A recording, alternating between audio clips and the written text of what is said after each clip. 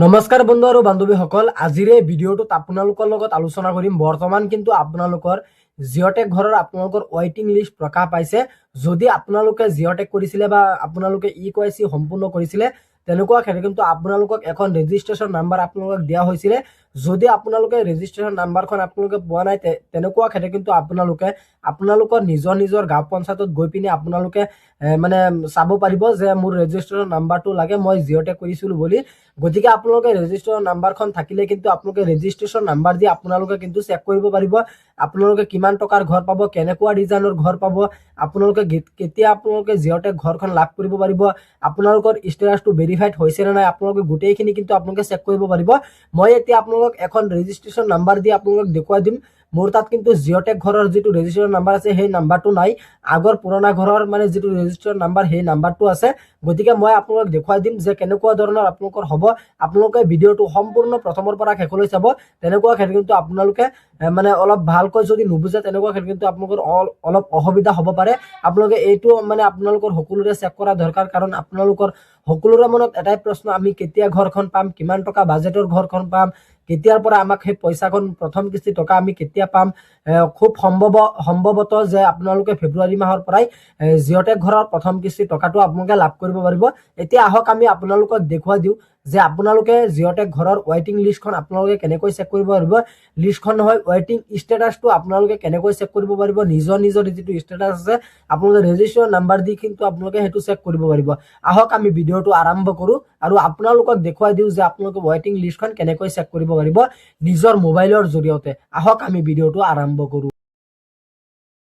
আপোনালোকে জিঅ'টেক ঘৰখন লাভ কৰিব পাৰিবনে নাই, বা আপোনাৰ নামটো এপ্ৰুভ হৈছে নে নাই, আপোনাৰ যিটো ৰেজিষ্ট্ৰেশ্যন ID এই ৰেজিষ্ট্ৰেশ্যন IDটো আপোনালোকৰ এপ্ৰুভ হৈছে নে নাই, বা আপোনালোকৰ জিঅ'টেক ঘৰখন যদি আপোনালোকে EKYC সম্পন্ন কৰিছিলে বা আপোনালোকে মাৰ্চ মাহত 2025 চনৰ মাৰ্চ মাহত আপোনালোকে জিঅ'টেক কৰিছিলে, তো আপোনালোকে কেনেকৈ চাব যে আপোনাৰ নামটো অৰ্থাৎ আপোনালোকৰ ৰেজিষ্ট্ৰেশ্যন নাম্বাৰৰ সৈতে আপোনালোকৰ নামটো মিল আছে নে নাই। যদি ৰেজিষ্ট্ৰেশ্যন নাম্বাৰত আপোনালোকৰ নাম থাকে বা ৰেজিষ্ট্ৰেশ্যন নাম্বাৰ আপোনাৰ সেই লিষ্টখনত থাকে, তেনেকুৱা ক্ষেত্ৰত কিন্তু আপোনালোকে জিঅ'টেক ঘৰ লাভ কৰিব পাৰিব। অন্যথা কিন্তু আপোনালোকে সেই লিষ্টৰ পৰা বাদ পৰিলে কিন্তু আপোনালোকে জিঅ'টেক ঘৰখন আপোনালোকে লাভ কৰিব নোৱাৰিব। তো প্ৰথমতে কিন্তু আপোনালোকে এইটো ৱেবছাইটত আপোনালোকৰ আহিব লাগিব। প্ৰথমতে FTO ট্ৰানজাকশ্যন চামাৰি F.6।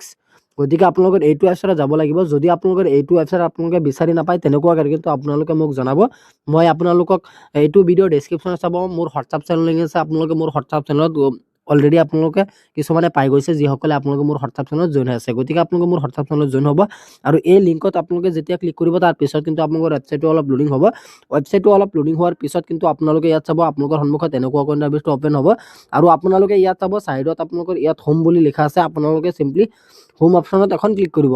যেতিয়া নেকি আপোনালোকে হোম অপশ্যনত এখন ক্লিক কৰিব, তাৰ পিছত কিন্তু আপোনালোকৰ সন্মুখত চাব এনেকুৱাকৈ ইণ্টাৰফেচটো অপেন হ'ব।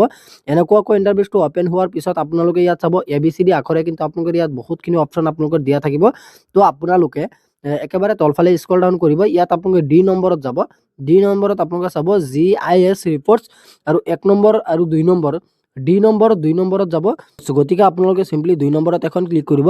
যেতিয়া নেকি আপোনালোকে এই 2 নম্বৰত এখন ক্লিক কৰিব, তাৰ পিছত কিন্তু আপোনালোকৰ ৱেবছাইটটো অলপ লোডিং হ'ব। ইয়াত আপোনালোকে স্কিমটো প্ৰথমতে চিলেক্ট কৰিব দিছে। ইয়াত আপোনালোকে ওপৰতো প্ৰথমটো আপোনালোকে চিলেক্ট কৰিব প্ৰধানমন্ত্ৰী আৱাস যোজনা গ্ৰামীণ। এইটো আপোনালোকে চিলেক্ট কৰাৰ পাছত আপোনালোকৰ মানে ৱেবছাইটটো আকৌ লোডিং হ'ব। লোডিং হোৱাৰ পিছত আপোনালোকে চিলেক্ট লেভেলটো আপোনালোকে চিলেক্ট কৰিব। ইয়াত আপোনালোকে অলত ক্লিক কৰি দিব গোটেইখিনি অহাৰ কাৰণে। গতিকে আপোনালোকে অলত যেতিয়া ক্লিক কৰিব, তাৰ পিছত কিন্তু আপোনালোকৰ ৱেবছাইটটো আকৌ লোডিং হ'ব। লোডিং হোৱাৰ পিছত কিন্তু আপোনালোকে যিকেইটা মানে আপোনালোকে চিলেক্ট কৰিব, বাৰে কিন্তু আপোনালোকৰ ৱেবছাইটটো লোডিং হৈ গৈ থাকিব। গতিকে আপোনালোকে ইয়াত চাব যে আপোনালোকৰ মানে যিটো ষ্টেট আছে, ষ্টেটখন আপোনালোকে চিলেক্ট কৰিব। আপুনি ভাৰতবৰ্ষৰ যিকোনো প্ৰান্তৰ পৰা কিন্তু আপোনালোকে এই লিষ্টখন অৰ্থাৎ ৱেইটিং লিষ্টখন আপোনালোকে চেক কৰিব পাৰিব। তাৰপিছত কিন্তু আপোনালোকে ইয়াত চাব আকৌ চিলেক্ট বুলি দেখুৱাইছে। এতিয়া কিন্তু আপোনালোকৰ ডিষ্ট্ৰিক্টখন চিলেক্ট কৰিব লাগিব। মই আপোনালোকৰ সুবিধাৰ কাৰণে বা আপোনালোকক দেখুৱাবৰ কাৰণে এখন ডিষ্ট্ৰিক্ট মই চিলেক্ট কৰি লৈছোঁ। যোৰহাট ডিষ্ট্ৰিক্টটো মই চিলেক্ট কৰি লৈছোঁ আৰু ডিষ্ট্ৰিক্টখন আপোনালোকে চিলেক্ট কৰাৰ পাছতে কিন্তু আপোনালোকৰ যিটো ব্লক আছে, সেই ব্লকখন কিন্তু আপোনালোকৰ চিলেক্ট কৰিব লাগিব। এতিয়া কিন্তু আপোনালোকৰ ব্লকখন চিলেক্ট কৰাৰ আপোনালোকে ব্লকখন চিলেক্ট কৰাৰ পাছতে কিন্তু আপোনালোকৰ ৱেবছাইটটো আকৌ লোডিং হ'ব। লোডিং হোৱাৰ পাছত কিন্তু আপোনালোকে ইয়াত চাব যে আপোনালোকৰ যিটো গাঁও পঞ্চায়ত আছে, গাঁও পঞ্চায়তৰ নামটো কিন্তু আপোনালোকে চিলেক্ট কৰিব লাগিব।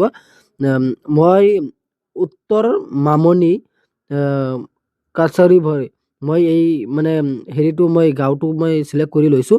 তাৰপিছত কিন্তু আপোনালোকে ইয়াত চাব যে ইয়াত আপোনালোকৰ বহুতখিনি অপশ্যন দিয়া থাকিব এইখিনি জেগাত show' top 200 top 500 top 1000 world ৰেকৰ্ডত আপোনালোকে ইয়াত ক্লিক কৰি ল'ব। ৱৰ্ল্ড ৰেকৰ্ডত যেতিয়া ক্লিক কৰি ল'ব তাৰপিছত আকৌ আপোনালোকৰ ৱেবছাইটটো লোডিং হ'ব।